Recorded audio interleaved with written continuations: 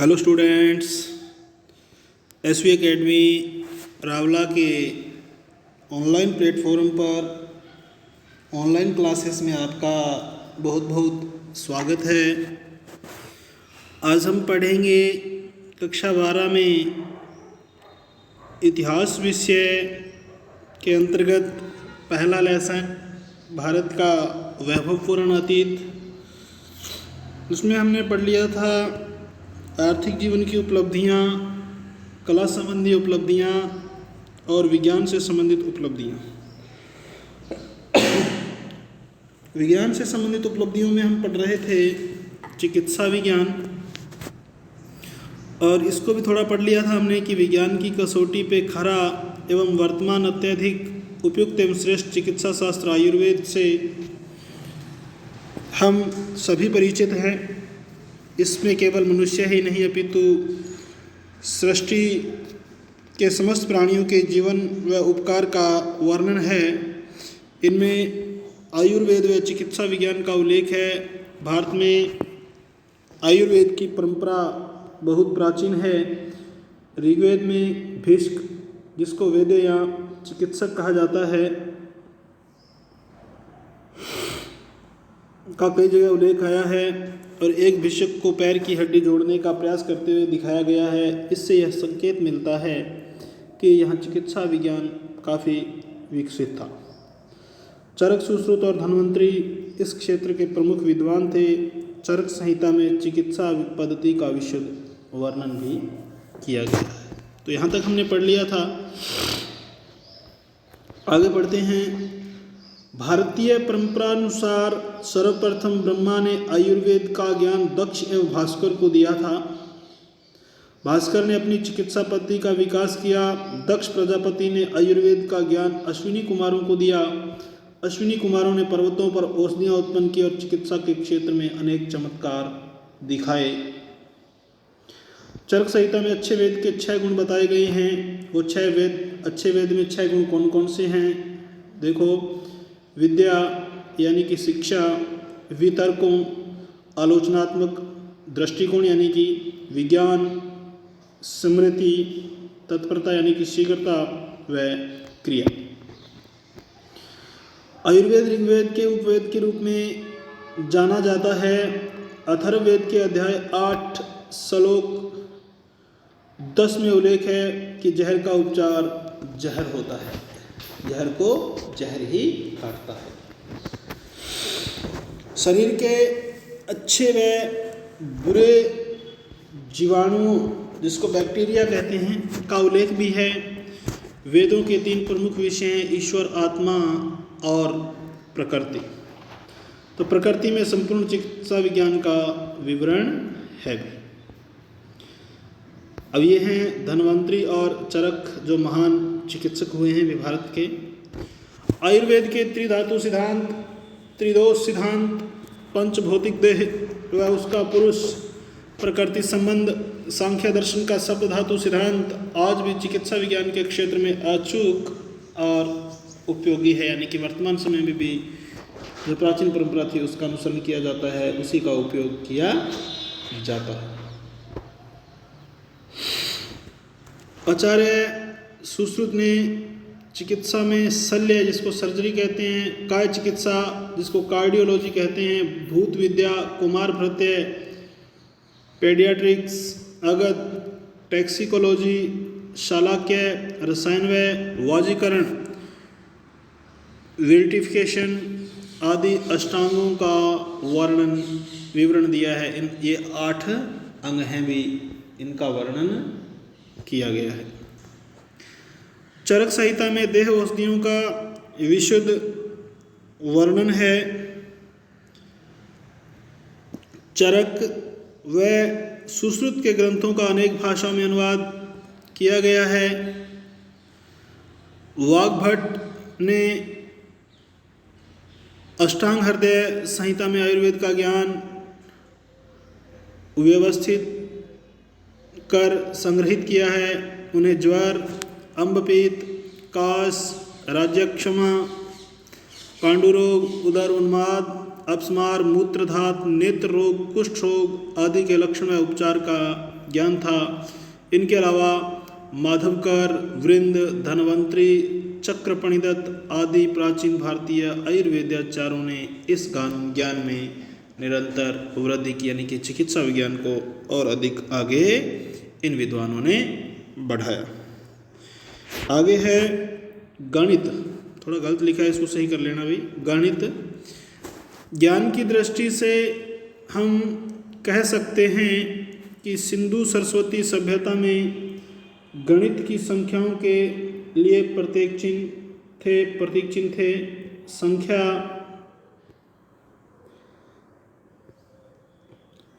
शास्त्र यानी गणित में भारत की जानकारी काफ़ी पहले से थी।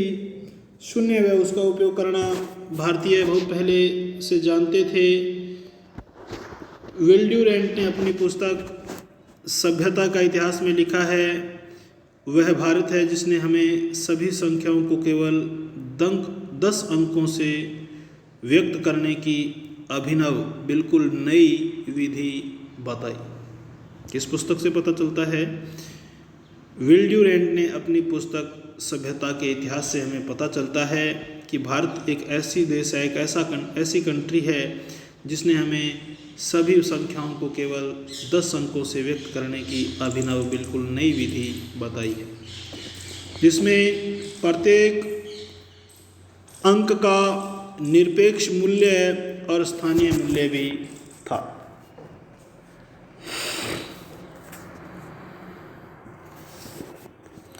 यजुर्वेद में 10 की घात 12 है, जैसा कि ब्रैकेट में दिया गया है, तक संख्याओं के नाम हैं।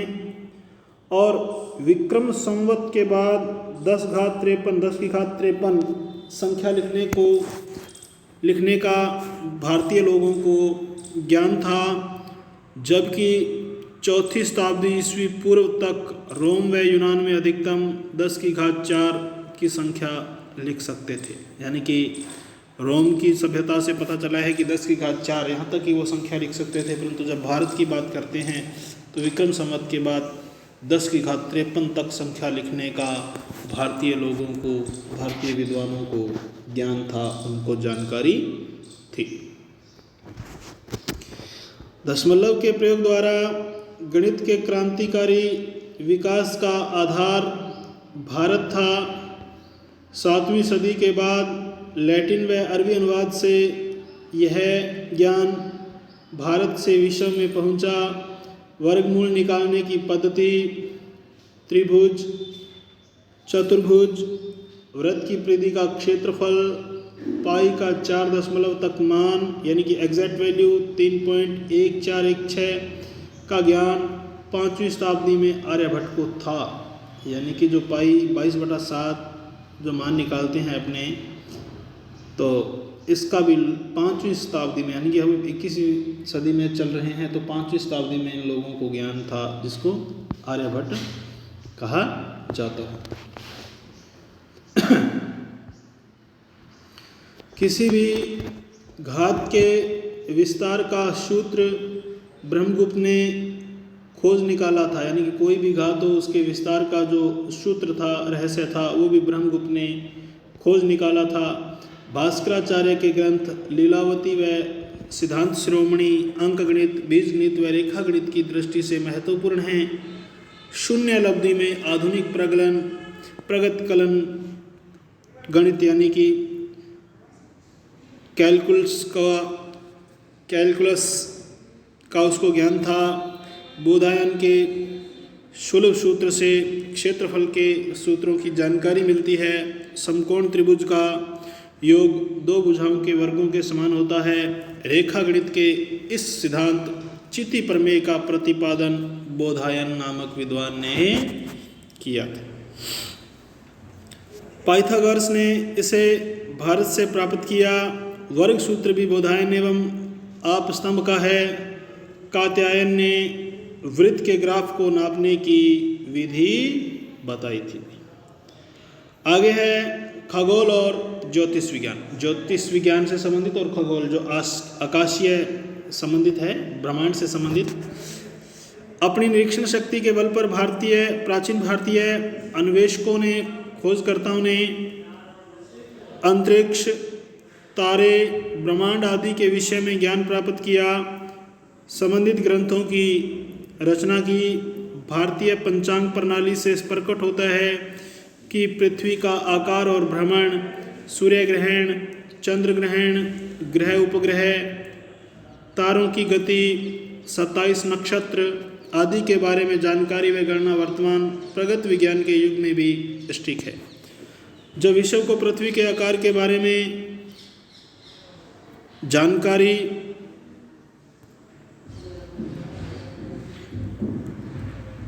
नहीं थी, तब आर्यभट्ट ने पृथ्वी के भ्रमण का सिद्धांत प्रतिपादित किया। तारों व ग्रहों की गति के सूक्ष्म ज्ञान का वर्णन शतपथ ब्राह्मण ग्रंथ में है। प्राचीन ज्योतिषविदों द्वारा प्रतिपादित चंद्र का पृथ्वी के चारों ओर घूमना और पृथ्वी का अपने अक्ष पर भ्रमण देखकर 12 राशियाँ, 27 नक्षत्र, 30 दिन का चंद्रमास, 12 मास का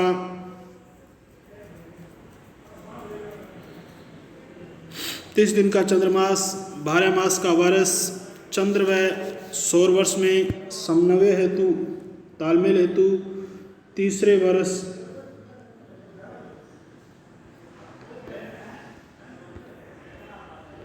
वर्ष पुरुषोत्तम मास द्वारा समायोजन आदि सिद्धांत आज भी यथावत चल रहे हैं, बढ़िया तरीके से चल रहे हैं।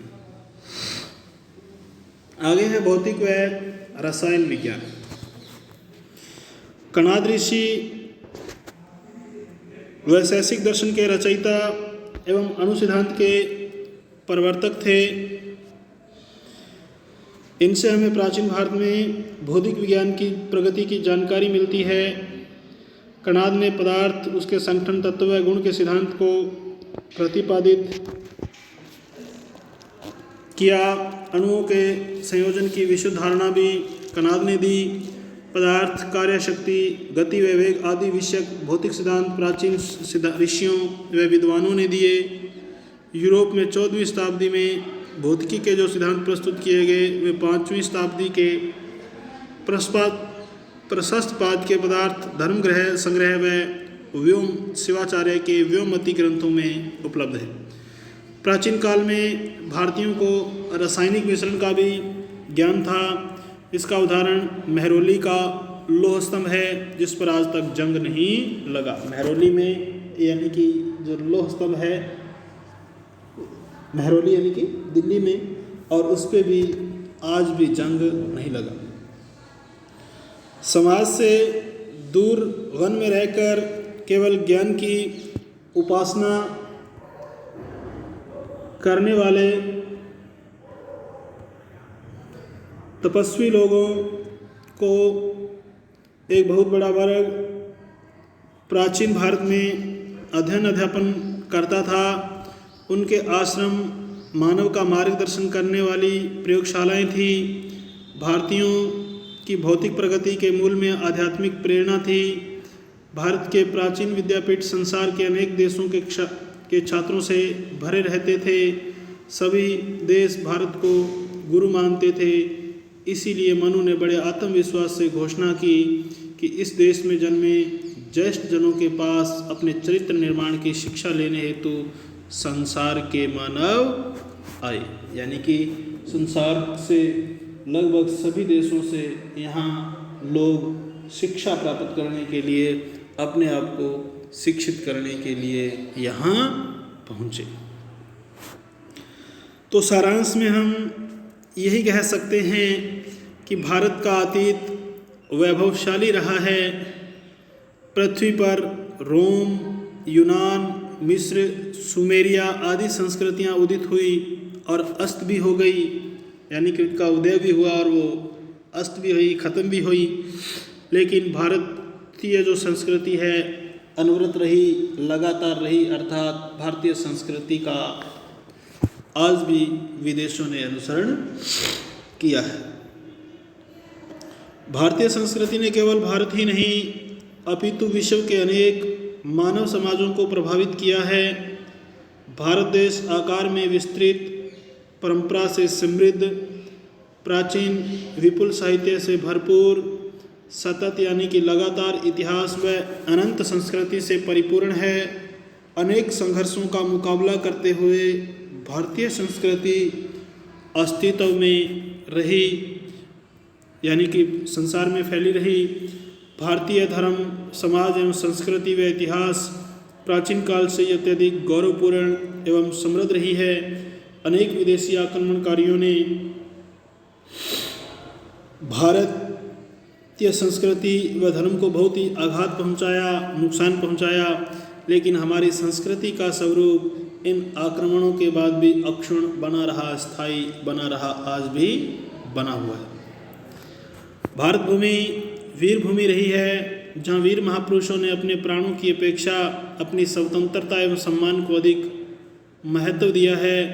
यहाँ के महापुरुषों, जननायकों, समाज सुधारकों ने भारतीयों को एक नया रास्ता दिखाया।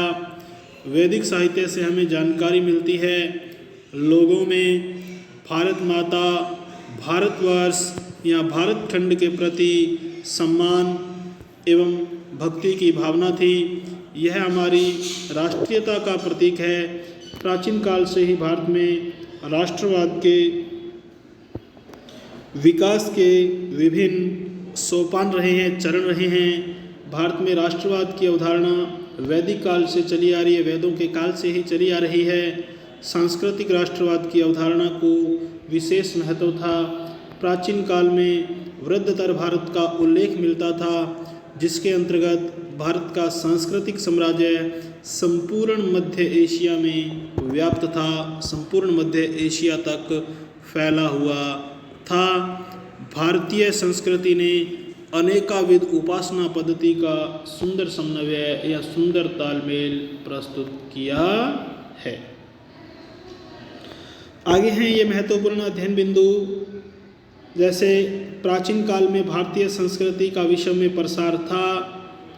इतिहास में मानव का संपूर्ण अतीत समाहित होता है।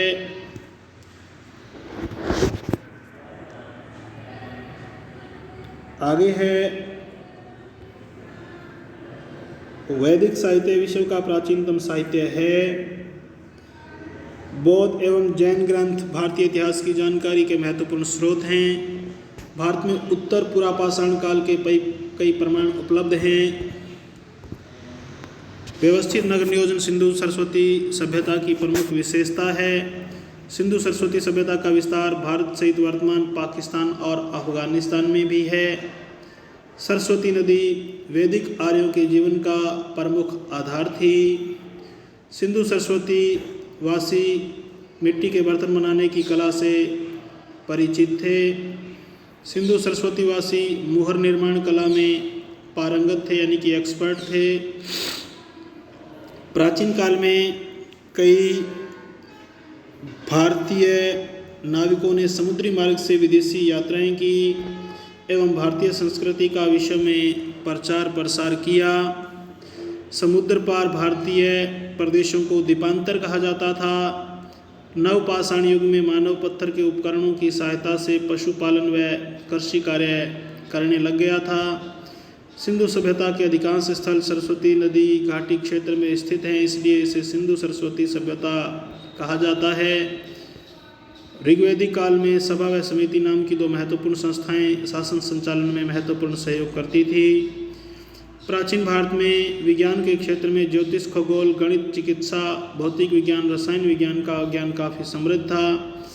दशमलव प्रणाली और शून्य का आविष्कार भारत में ही हुआ और उपनिषद साहित्य भारतीय दर्शन साहित्य के महत्वपूर्ण ग्रंथ थे। तो आगे हैं इस लेसन के, ये लेसन आपका यहाँ कंप्लीट हो जाता है और इस लेसन के जो महत्वपूर्ण प्रश्न हैं वो सभी आपको करने हैं। तो सब के सब क्वेश्चन आपको करने हैं बहुत ही बढ़िया तरीके से। और आगामी ऑनलाइन क्लास के दौरान हम पढ़ेंगे लेसन नंबर 2 भारतीय इतिहास के स्वर्णिम पृष्ठ। तो आज के लिए स्टूडेंट्स इतना ही। फर्स्ट लेसन जो आपका कंप्लीट हुआ है उसको बढ़िया तरीके से आप अपनी फेयरबुक में नोट करोगे और नोट करने के साथ साथ इस लेसन को बढ़िया तरीके से याद भी करोगे, ताकि उस रोज़ में होने वाले टेस्ट के दौरान आपको किसी भी प्रकार की परेशानी का सामना नहीं करना पड़े। तो आज के लिए स्टूडेंट्स इतना ही। बहुत बहुत धन्यवाद। जय हिंद, जय भारत।